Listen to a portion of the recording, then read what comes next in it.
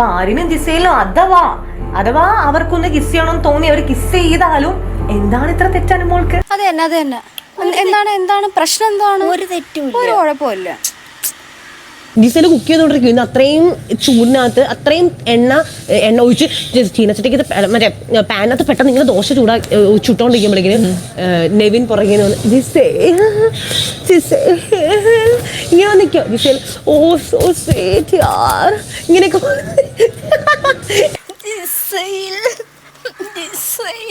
അത് തെറ്റാണ്. അല്ല അത് തെറ്റാണ്. അങ്ങനെ പിടിക്കണത് തെറ്റാണ്. അങ്ങനെ വിളിക്കണതും തെറ്റാണ്. അങ്ങനെ വിളിച്ചുകൂടല്ലേ?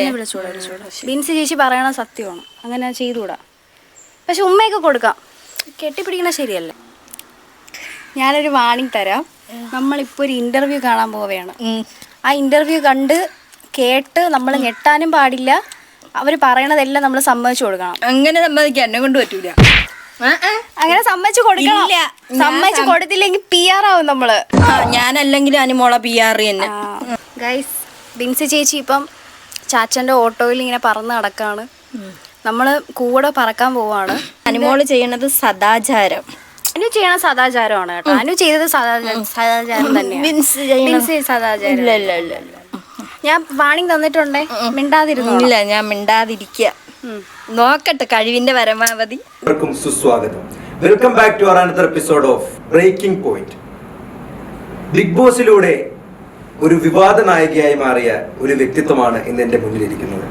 വിവാദ നായിക എന്ന് പറയുമ്പോൾ പല തരത്തിലാണ് പലരും വിവാദങ്ങളിലേക്ക് എറിയപ്പെടുന്നത് അല്ലെങ്കിൽ തള്ളപ്പെടുന്നത്. ഇത് സ്വമേധയാ അറിഞ്ഞുകൊണ്ട് ബിഗ് ബോസിൽ പോയിട്ട് വലിയ ഗുണമൊന്നും ഉണ്ടായില്ല. അതുകൊണ്ട് ബിഗ് ബോസിൽ നിന്ന് പുറത്തിറങ്ങിയിട്ട് ഇങ്ങനെയെങ്കിലും ഒന്ന് പ്രശസ്തി നേടട്ടെ എന്ന് വിചാരിച്ചിട്ട് സ്വയം വിവാദ നായികയായി മാറിയ ഒരു ധീര വനിതയാണ്. നമ്മൾ പരിചയപ്പെടാനൊക്കെ പറഞ്ഞ ധീര വനിതകൾക്ക് തന്നെ നാണക്കേട്. ഇത് പല തരത്തിൽ വിവാദങ്ങളിലൂടെ സഞ്ചരിച്ച ഏറെ പ്രിയപ്പെട്ട RJ ബിൻസിയാണെന്ന് നമ്മളോട് അതിഥിയായിരിക്കുന്നു. സ്വാഗതം. RJ ബിൻസി എന്ന് പറയുമ്പോ എല്ലാ ജനങ്ങൾക്കും അറിയാലോ. പക്ഷെ അനുമോളെ ആർക്കും അറിഞ്ഞൂടെന്നാണ് ബിൻസി പറയണത്. RJ ബിൻസി എന്ന് പറഞ്ഞാൽ എല്ലാരും ഇങ്ങനെ നമിക്കും. PR ഉള്ളതുകൊണ്ട് മാത്രമാണ് അനുവിന് ഈ ലോകമെമ്പാടും അറിഞ്ഞത്. എല്ലാവർക്കും അറിയാറുണ്ട്. ലോകമെമ്പാടുമുള്ള മലയാളി പ്രേക്ഷകർക്ക് മൊത്തം അറിയാവുന്ന ഒരാളാണ് RJ ബിൻസി. ഞാൻ പറയാല്ല, എനിക്ക് അറിഞ്ഞൂടായിരുന്നു. ഇതില് വന്ന് ഈ 2 ആഴ്ച പറയല്ലേ, സീരിയസ് ആയിട്ട് പറയണം. എല്ലാവർക്കും അറിയാം. 2 ആഴ്ച അടിപൊളിയായിട്ടുണ്ട്. വിവാദ നായിക എന്നാണ് ഇപ്പം പലരും പറഞ്ഞു കേൾക്കുന്നത്. വിവാദ നായികയാണോ? എനിക്കങ്ങനെ തോന്നുന്നില്ല. വിവാദ നായിക ആ പേരങ്ങോട്ട് ചേരണില്ലല്ലേ. നമുക്ക് അവസാനം കണ്ടുപിടിക്കാം. നായിക ആക്കിയ സ്ഥിതിക്ക് പിന്നെ അങ്ങനെ ഇരുന്നോട്ടെ, ഞാനത് മാറ്റാനും. ഇത് പറയുമ്പോ ഒരു വളിച്ച ചിരി ഇങ്ങോട്ട് വന്നു. അയ്യോ, അത് ബിൻസിയുടെ പ്രത്യേകത അറിഞ്ഞൂടല്ലേ. എന്ത് കാര്യം വന്നാലും നമ്മളിങ്ങനെ ഈ ഒരു വളിച്ച ചിരി തിരിച്ചിട്ട് ആ ഒരു ചിരി ചിരിക്കാൻ പെടുന്ന പാട് അത് എങ്ങനെയെങ്കിലും ഒപ്പിച്ചെടുക്കുകയാണ്. കഷ്ടപ്പാടാണത്. നായികയാണല്ലോ. അതെ, അത്രേ ഉള്ളൂ. അയ്യോ, നായികയായി ഇതെങ്ങോട്ട് കയറി പോയാ എന്തോ. നായിക ഇപ്പൊ കാണാനൊന്നും മിക്കവാറും ബോളിവുഡിൽ എടുക്കും. എപ്പോഴും മെയിൻ ആയിട്ട് നിൽക്കണം എന്നാണ് ചെറിയ ആഗ്രഹം മാത്രം. അതാണ് പ്രശ്നം. മെയിൻ ആയിട്ട് നിൽക്കണം. അവിടെ കയറി എല്ലാവർക്കും മെയിൻ ആയിട്ട് നിൽക്കണം. അതാണ് ഇവിടെ പറ്റിപ്പോയത്. അപ്പോ സ്വാഭാവികമായിട്ടും RJ ബിൻസി എന്ന് പറയുന്ന വ്യക്തി എങ്ങനെയാണ് ബിഗ് ബോസിലേക്ക് എത്തപ്പെടുന്നത്? ആകാംക്ഷയോടെ കാത്തിരിക്കുന്ന ഒരു ചോദ്യമാണ്. ഇതെങ്ങനെ ബിഗ് ബോസിലെത്തി? RJ ബിൻസി എങ്ങനെയാണ് ബിഗ് ബോസിലെത്തിയത്? പറയട്ടെ. ബിഗ് ബോസിൽ പോകണമെന്ന് ഭയങ്കര അതിയായി ആഗ്രഹിച്ചിരുന്ന ഒരാളാണ്. സോ അത് ഇപ്പൊ തൊട്ട് തുടങ്ങിയ ആഗ്രഹമല്ല, കുറേ നാൾക്ക് മുൻപേ തുടങ്ങിയ ആഗ്രഹമാണ്.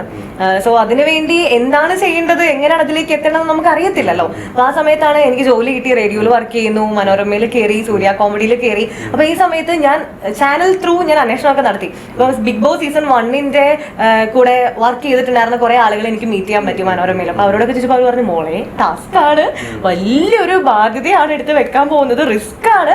ഞാൻ പറഞ്ഞില്ല, നമുക്ക് നോക്കാം. അപ്പൊ സൂര്യ കോമഡി ചെന്നപ്പം ചാനൽ ഹെഡ് ഉണ്ട്. സാർ എൻ്റെ പറഞ്ഞു, ബിൻസി ആഗ്രഹമൊക്കെ കൊള്ളാം, പക്ഷെ ശരിക്കും ആലോചിക്കണം, ബിഗ് ബോസ് ആണ്. അപ്പൊ ഞാൻ പറഞ്ഞു, ഇല്ല സാർ, നമുക്കെല്ലാം ഓക്കെ ആക്കാം, അതെ നമുക്ക് പറ്റുമല്ലോ എന്ന് പറഞ്ഞ്. എനിക്ക് ഭയങ്കര ഇഷ്ടമാണ് ഇങ്ങനെ എക്സ്പീരിയൻസ് ചെയ്യാനായിട്ട്. സോ അങ്ങനെയൊക്കെ പറഞ്ഞ് നമ്മൾ നിന്നു. അങ്ങനെ എന്താണ് ഏതാ ചെയ്യേണ്ടതെന്ന് അറിയണ്ടായിരുന്നില്ല. അങ്ങനെ ഇവരോട് ഞാൻ എന്റെ ആഗ്രഹം പറഞ്ഞിട്ടുണ്ടായിരുന്നു തോന്നുന്നു. മനോരമയിൽ കണ്ട വ്യക്തിത്വങ്ങളോട് മനോരമയിൽ സൂര്യ കോമഡിയിലും എന്നെ എല്ലാവരും ഞാൻ ഷെയർ ചെയ്യുമല്ലോ. അപ്പൊ അങ്ങനെ എന്നെ അറിയാവുന്ന എല്ലാവർക്കും അറിയായിരുന്നു എനിക്ക് ഇതിൽ പോകാൻ ഭയങ്കര ഇഷ്ടമാണെന്നുള്ള കാര്യം. അപ്പൊ അങ്ങനെ എപ്പോഴും ഇവരത് ഷെയർ ചെയ്തിട്ടുണ്ടായിരുന്നു തോന്നുന്നു.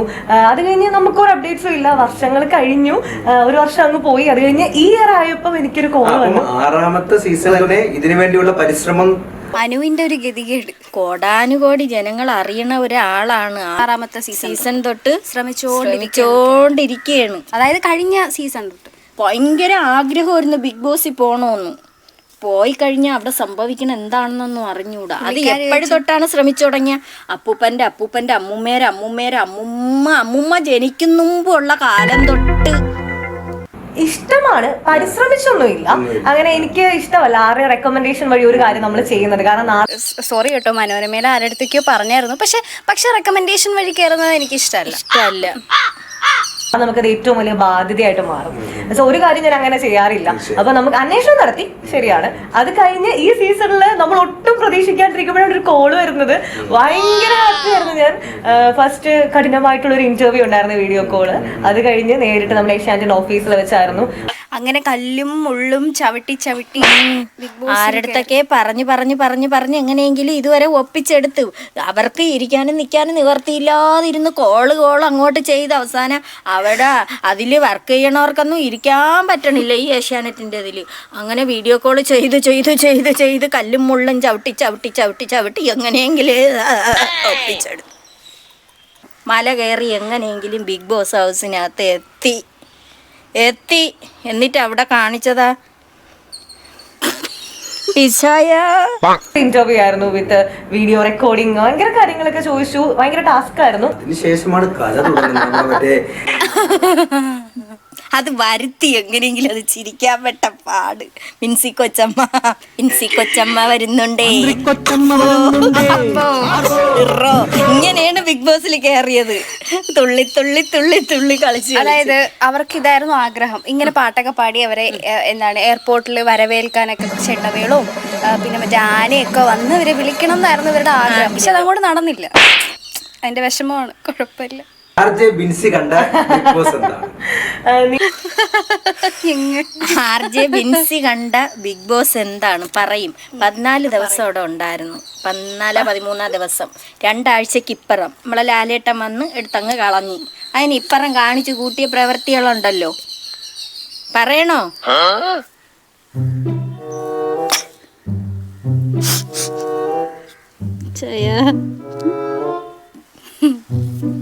Dramatic Queen. നിങ്ങൾ കാണുന്നതെല്ലാം സത്യമാണ്. എന്താണോ അവിടെ നടക്കുന്നത് അതാണ് കാണുന്നത്. പിന്നെ സ്ക്രിപ്റ്റഡ് ആണോ എന്ന് കുറെ പേര് ചോദിക്കാറുണ്ട്. സ്ക്രിപ്റ്റഡ് അല്ല ബിഗ് ബോസ്. അപ്പൊ നമ്മള് അകത്ത് എന്ത് ചെയ്യുന്നു, എങ്ങനെ നിൽക്കുന്നു, ഏതൊക്കെ രീതിയിൽ നമുക്ക് അവിടെ നല്ലപോലെ നിൽക്കാൻ പറ്റും എന്നുള്ളത് വെച്ചിട്ട് നല്ലപോലെ നിൽക്കാൻ പറ്റും. അറിയാപ്പല്ല കൊച്ച് PR-ഉം കൊടുത്തിട്ടാണ് പോയത്. PR-ഉം കൊടുത്തിട്ടേ അവിടെ ചെന്ന് ഒന്നും ചെയ്തില്ല. അവിടെ നടന്നെന്തരാണ് കൈവിടി കാലുപിടി ആണ് ഗെയിം മുൻപോട്ട് പോകുന്നത്. അപ്പൊ ഞാൻ അവിടെ ചെന്ന് ഫസ്റ്റ് ഡേ തൊട്ട് ഗെയിം കളിച്ചു തുടങ്ങിയ ആൾ അനീഷേട്ടനാണെന്ന് എനിക്ക് പറയാൻ പറ്റും. അകത്തോട്ട് കയറുമ്പോ തന്നെ പുള്ളി അങ്ങ് തുടങ്ങി. ഞാൻ കയറുന്നത് 6ാമതാണ്, അനീഷേട്ടൻ 1ാമതാ കയറുന്നത്. അപ്പൊ അത് കഴിഞ്ഞ് 7ാമതും 8ാമതൊക്കെ ആൾക്കാർ വരുമ്പോ ആളിങ്ങനെ ചേറിട്ട് അവിടെ ഇങ്ങനെ ഇരിക്കുകയാണ് പ്രൊവോക്ക് ചെയ്യാൻ വേണ്ടിയിട്ട്. ശരിക്കും അങ്ങനെ ഗെയിം കളിക്കണം. പിന്നെ കളിക്കാത്തെന്ത്, പിന്നെ വായി നോക്കിക്കൊണ്ടിരിക്കാതെ ലിവിങ് റൂമിൽ പോയി ഇരിക്കാൻ പറയുമ്പോൾ ഈ അനീഷ് പോയി ഇരുന്നിട്ട് വാശി പിടിക്കും. ഒന്നാമതിരിക്കണം. അപ്പോഴും എവളവിടെ ഉണ്ടായിരുന്നു. ഒന്നാമതിരിക്കണമെന്നും പറഞ്ഞ് അങ്ങനെ അടിയായി. റെന ഫാത്തിമ കീക്കിന്നും പറഞ്ഞുകൊണ്ട് അതിൻ്റെ ഇടയിൽ കയറി റെന ഫാത്തിമാരെ കാലിലങ്ങണ്ട് അനീഷ് ചവിട്ടി. അങ്ങനെ അവിടെ വൻ വിഷയമായി. അനീഷ് കൂതറയായിരുന്നു കേട്ടോ. അപ്പോഴൊക്കെ എവളുമാരെല്ലാം കൂടെ അനീഷിനെ അങ്ങ് തിന്നാൻ നിൽക്കുകയാണ് ഈ സാധനങ്ങള്. ആദ്യം കയറിയത് അനീഷേട്ടനും, 2ാമത് കയറിയത് അനുമോളും. അനുമോള് വരുമ്പോ അതൊക്കെ ഇറിറ്റേറ്റ് ചെയ്യുന്ന അത് അനീഷിന്റെ ഗെയിം ആയിരുന്നു ശരിക്കും. ഞാൻ എല്ലാവരും പറയും ഷാനവാസ് പൊളിച്ചു എന്ന് എനിക്ക് തോന്നുന്നു. അതായത് ഒറ്റപ്പെട്ട് നിൽക്കാം, എല്ലാവരെയും വെറുപ്പിച്ചിട്ട് ഒറ്റപ്പെട്ട് നിന്നിട്ട് ജനങ്ങളുടെ സപ്പോർട്ട് മുഴുവൻ നേടിയെടുക്കുക എന്നുള്ളൊരു നരിത്തന്ത്രമായിരുന്നത്. പക്ഷെ ആ നരിത്തന്ത്രം നുള്ളയിലേ നുള്ളി എന്ന് വേണേ പറയാം ഷാനവാസ്. എനിക്ക് അങ്ങനെ തോന്നില്ല, അതിനെ കുറിച്ച് ഞാനൊന്നും പറയുന്നില്ല. പക്ഷെ അങ്ങനെ കറക്റ്റ് ആണ് ആ പയ്യൻ പറഞ്ഞത്, സത്യമായിട്ടുള്ള കാര്യം. പക്ഷെ നമുക്ക് ബിൻസി ചേച്ചിക്ക് അതൊന്നും അങ്ങനെ അത് തോന്നുന്നു. അംഗീകരിക്കാൻ പറ്റൂല. അത് എല്ലാവരും ലാസ്റ്റ് പോയതിന് ശേഷം രണ്ടാമത് കയറിയപ്പോൾ അനീഷ് അനുമോള് ഇവർ രണ്ടുപേരിൽ ആരെങ്കിലും കപ്പ് തൂക്കുമെന്നുള്ള അനുമോളാണെന്ന് ഇവക്ക് കറക്റ്റ് അറിയാമായിരുന്നു. പക്ഷേ അനുമോളെടുത്ത് കുശുമ്പുള്ളത് കൊണ്ടാണ് ഈ ഒരു വാക്ക് പറഞ്ഞിട്ട് എല്ലാ എണ്ണം കൂടെ അനീഷിനെ സപ്പോർട്ട് ചെയ്യാതിരിഞ്ഞത്. എന്റെ ഒരു ആംഗിളില് അനീഷ് ആയിരുന്നു the best gamer. Aneesh game കളിച്ച പോലെ കളിക്കണം എന്ന് ഇനി ഞാൻ ആൾക്കാർ. അത് അസൂയ. അനീഷിനെ അടിച്ചോളാണ്, ചീത്ത വിളി അടിയായിരുന്നു അതിനകത്ത്. കാരണം അതുപോലെ നിക്കണം. ആള് എന്താ പറയാ, വഴക്കുണ്ടാക്കും, വെറുപ്പിക്കുന്നിടത്ത് വെറുപ്പിക്കും. പക്ഷെ ഒരു സ്റ്റേജ് കഴിഞ്ഞപ്പോ ആള് മാറി നല്ലൊരു മനുഷ്യനായി. ആളിനുള്ളിലെ സ്നേഹം ആൾക്കാർ മനസ്സിലാക്കി. ഇപ്പൊ വിന്നറെക്കാട്ടി കൂടുതൽ ആരാധകർ നമ്മുടെ കരഞ്ഞു പറയേ വിന്നറെ കാട്ടി ഇതാണെന്ന്. സോ അങ്ങനത്തെ ഒരു സ്റ്റേജിലേക്ക് എത്തിയെങ്കിൽ അതാണ് ദ റിയൽ ഗെയിം. അല്ല, ഈ വിന്നറേക്കാൾ കൂടുതൽ ഫാൻസ് അനീഷ് ചേട്ടൻ ഉണ്ടെന്നുള്ളത് എന്തടിച്ചാ പറയുന്നത്? അപ്പൊ വിന്നർ അയാൾക്ക് അനുവിനുള്ളത് ഫുള്ള് പി ആർ അല്ലേ, ആരാധകരൊന്നും ഇല്ലല്ലോ. പക്ഷെ അനീഷിന് പി ആർ അല്ല, അനീഷിന് ആരാധകരാണുള്ളത്. അപ്പൊ ഈ വിന്നർ ആയത് ചുമ്മാക്കിയതാണ് പറയുന്നത്. പക്ഷെ ഇപ്പം ഇതിനു മുമ്പുള്ള സീസണിലും കപ്പ് കിട്ടിയ ആൾക്കാരെക്കാട്ടിൽ കൂടുതലും ആൾക്കാർ സ്വീകരിക്കുന്ന കുറച്ച് ആൾക്കാരുടെ മനസ്സിൽ ഇന്നും ഉള്ള കുറച്ച് ആൾക്കാർ കാണത്തില്ലേ, അതുപോലെ ഒരു കാറ്റഗറി ഓഫ് ആളാണ് അനീഷ് ചേട്ടൻ. ഒരു മനുഷ്യർക്ക് അറിഞ്ഞൂടെയിരുന്നു ഈ ബിഗ് ബോസിൽ വന്നിട്ട് സുപ്രഭാതം ബിഗ് ബോസ്, സുപ്രഭാതം ബിഗ് ബോസ്. ബിൻസി, നിങ്ങളൊരു സത്യം മനസ്സിലാക്കുക. അനുവിനെ ബിഗ് ബോസിൽ വന്നതിന് ശേഷമല്ല ആൾക്കാർ അറിയുന്നത്. അനുവിനെ ബിഗ് ബോസിൽ കയറുന്നതിന് മുന്നേ എത്രയോ വർഷങ്ങൾക്ക് മുമ്പേ അനുവിന് ഫാൻ ബേസ് ഉണ്ട് ബിൻസി. അത് മനസ്സിലാക്കൂ. ഇതെല്ലാം പ്രോഗ്രാംസ് ചെയ്തിട്ടുണ്ട് ഒരുപാട്. മലയാളിയൊക്കെ അറിഞ്ഞൂടാത്തവർ കാണും റയറായിട്ട്. പക്ഷെ അനുവിനെ എല്ലാവർക്കും അറിയാം. എന്റെ പൊന്നു ബിൻസി, ഇങ്ങനെ അസൂയപ്പെട്ടിട്ട് ഒരു കുശുമ്പ് കാണിച്ചിട്ട് ബിൻസി കൊച്ചമ്മ ഇങ്ങനെയൊക്കെ കാണിച്ചിട്ട് ഒരു കാര്യമില്ല. അനുമോളെന്ന് പറഞ്ഞാൽ ജനങ്ങൾക്ക് മൊത്തം അറിയാം, ഭയങ്കര ഇഷ്ടമാണ് അനുമോള. അനീഷിനെ ആർക്കും അറിഞ്ഞൂടെ? അനീഷിനെ ഇപ്പൊ എല്ലാവർക്കും അറിയാം, പക്ഷെ അനീഷിനെ ആർക്കറിയായിരുന്നു? അപ്പൊ നിങ്ങൾക്ക് എങ്ങനെ പറയാൻ പറ്റും അനീഷിനാണ് ഏറ്റവും കൂടുതൽ ഫാൻ ബേസ് ഉള്ളത് അനുമോളെക്കാളൊന്ന്? ഒരിക്കലും അല്ല. അസൂയ കൊണ്ട് പറയണത്, അസൂയക്കും കുശുമിനും മാറുന്നില്ല. നിന്നെ കഴിഞ്ഞ് വേറെ ആരുമില്ല. അത് തന്നെ. അതെന്തുകൊണ്ടാണെന്നറിയോ? ഈ അനുമോൾ എന്ന് പറയുന്നത് ഓൾറെഡി ഒരു സെലിബ്രിറ്റി ആയിരുന്ന, ഒരുപാട് പേർക്ക് അറിയാവുന്ന, അത്യാവശ്യം കേരളക്കാരിൽ എല്ലാവർക്കും അറിയാവുന്ന. അനീഷ് എന്ന് പറയുന്നത് കോമണർ എന്ന രീതിയിൽ വന്ന്, അന്ന് കോമണർ എന്ന് പറയുന്ന സാധനത്തിനോട് ജനങ്ങൾക്കൊരു ഞങ്ങൾക്കിടയിൽ നിന്ന് വരുന്ന ആളാണല്ലോ എന്ന ഒരു തോട്ടുണ്ട്. അങ്ങനെ ഒരു പ്രശ്നമുണ്ട്. അതാണ് അതിന്റെ വ്യത്യാസം എന്ന് എനിക്ക് തോന്നുന്നു. പക്ഷെ എന്താണെങ്കിലും അപ്പം ഈ വിന്നറാക്കിയത് ഫെയർ അല്ല എന്നാണ് പറയുന്നത്. അങ്ങനെയല്ല ഞാൻ പറയുന്നത്.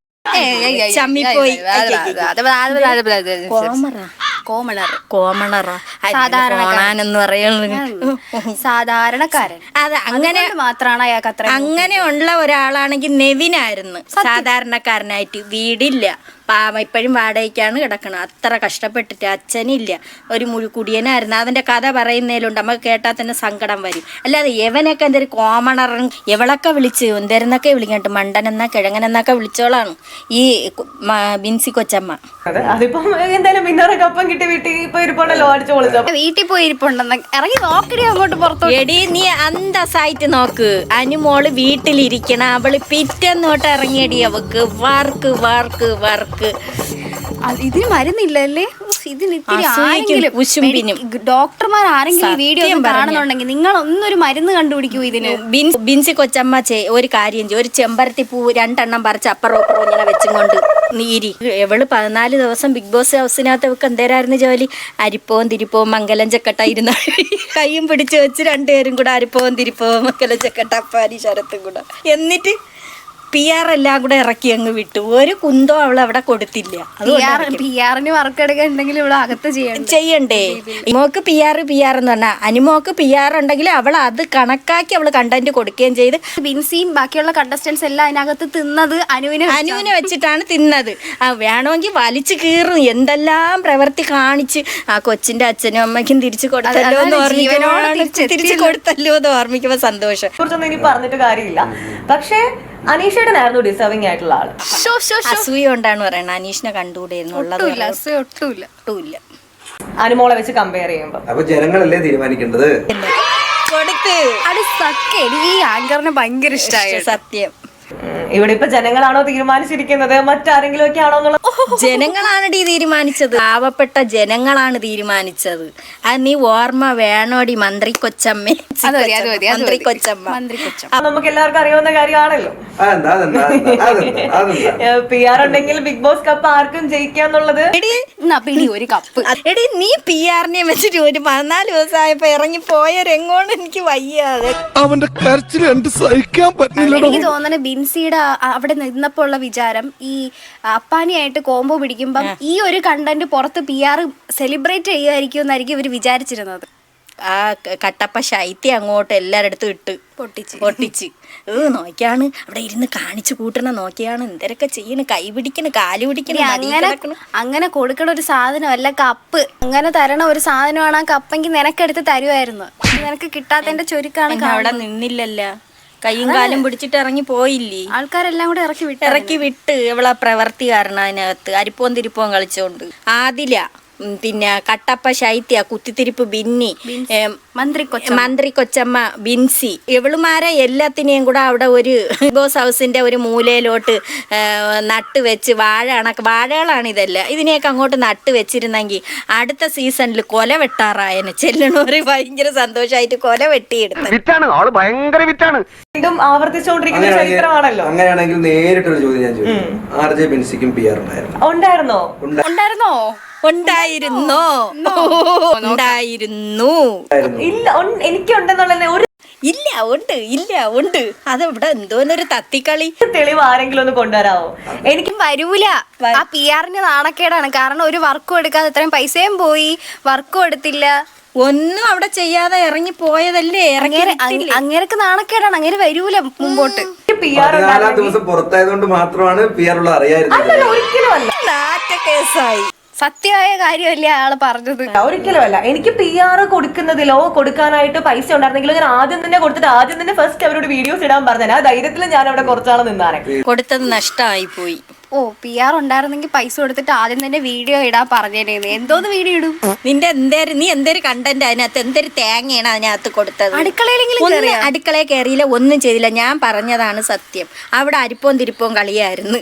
അവിടെ തൂക്കെങ്കിലും ചെയ്തിരുന്നെങ്കിൽ ആ വീഡിയോ എങ്കിലും എടുത്ത് 2 സെന്റി പാട്ടൊക്കെ ഇട്ട് അങ്ങനെയെങ്കിലും ഇറക്കായിരുന്നു. അവിടെ ചെന്നിരുന്ന ആ ഊഞ്ഞാലിലിരുന്ന് നുണ പറഞ്ഞ് ആളുടെ കാര്യം, ജിസയിലെ ആര്യന്റെ കാര്യമൊക്കെ നുണ പറഞ്ഞു, ഷാനവാസിന്റെ കാര്യം, ഇവിടെയുള്ള എല്ലാണ്ണത്തിന്റെ കാര്യം. അനൂന പിന്നെ നുണ ഉറച്ചില്ല തന്നെയായിരുന്നു അനൂന വെച്ചിട്ട്. ഇതല്ലാതെ എന്തോന്ന് വീഡിയോ കൊടുക്കും എന്റെ പൊന്നു ബിൻസി. വിഷമമുണ്ട് ഇത് കേൾക്കുമ്പോ. പിന്നെ അക്കത്തിക്ക് കളിച്ച് ഇതാണ് അവിടെ ചെയ്തത്. ഈ അക്കത്തിക്ക് കളിച്ച് തുടങ്ങിയപ്പോഴേ ബിഗ് ബോസിന് മനസ്സിലായി ഇത് ശരിയാവൂല. അതുകൊണ്ട് ജനങ്ങൾക്ക് മനസ്സിലായി വേറെ അഴുക്ക കച്ചടയണമെന്നുള്ളത്. പെട്ടെന്ന് തന്നെ ജനങ്ങൾ എന്തായാലും ഇറക്കിയിട്ട് PR-ന് കൊടുത്ത കാശും പോയി. ഞാൻ ബിഗ് ബോസിൽ പോകണേ ഉറപ്പായിട്ടും ഒരു 5 വർഷം കഴിഞ്ഞ് തമിഴ് ബിഗ് ബോസിൽ പോകുന്നതൊക്കെ ഞങ്ങൾ ഇങ്ങനെ മതി. എവള് PR കൊടുത്ത പണവും പോയി. അനുവിനെ കുറ്റം പറഞ്ഞെങ്കിൽ ആ യൂട്യൂബ് ചാനലിൽ ഒന്ന് ക്ലിക്ക് ചെയ്തെടുക്കും. അത് ഇനി നിങ്ങളെ കൊണ്ട് പറ്റത്തുള്ളൂ. കാരണം ബിന്നി, ശൈത്യ ഇവരെല്ലാരും സ്ഥിരം ഇപ്പം അതൊരു തൊഴിലാക്കി എടുത്തിരിക്കുകയാണ് അനുവിനെ ഇങ്ങനെ കുറ്റം പറയാ. അതിലേ അവർക്ക് പച്ച പിടിക്കാൻ പറ്റത്തുള്ളൂ. അപ്പൊ നിങ്ങളൊരു കാര്യം ചെയ്യാം, നിങ്ങളുടെ യൂട്യൂബ് ചാനൽ തുടങ്ങിയില്ല എന്നുണ്ടെങ്കിൽ ഒരു ചാനൽ എടുത്തിട്ട് അതിൽ അനുവിനെ കുറ്റം പറഞ്ഞ് PR കൊണ്ടാണ്, PR ആണ്, മറ്റേതാണ്, മറിച്ചാണെന്നൊക്കെ പറഞ്ഞ് വീഡിയോസ് ഇടുക. നിങ്ങൾക്ക് ക്ലിക്ക് ആവും, പെട്ടെന്ന് മോണിറ്റൈസ്. അല്ലാതെ നിനക്കൊന്നും ഒരു കഴിവുമില്ല. നാമം ജപിക്കുക, അവിടെ എവിടെയും പോയി കിടക്കണം, അങ്ങനെയൊക്കെ ഉള്ള കഴിവ്. ശൈത്യം അത്രയും നാളെങ്കിലും ശല്യം ഇല്ലാതിരിക്കട്ടെ. അവളെ കാര്യം നോക്കി പോവേനെ അവളൊന്നും നോക്കാറുമില്ല. എത്ര നാളിങ്ങനെ PR എന്ന് പറഞ്ഞുകൊണ്ട് കിടക്കും. ബിൻസി കൊച്ചമ്മ, എനിക്ക് പറയാനുള്ളത്, ഇത്രയും PR-ഉം കൊടുത്ത് ഇതിനകത്തോട്ട് കയറി ബിഗ് ബോസ് ഹൗസിൽ കയറിയിട്ട് 14-ൻ്റെ അന്ന് അടിച്ചിറക്കി. ജനങ്ങളാണ് ഇറക്കിയത് നിന്നെ.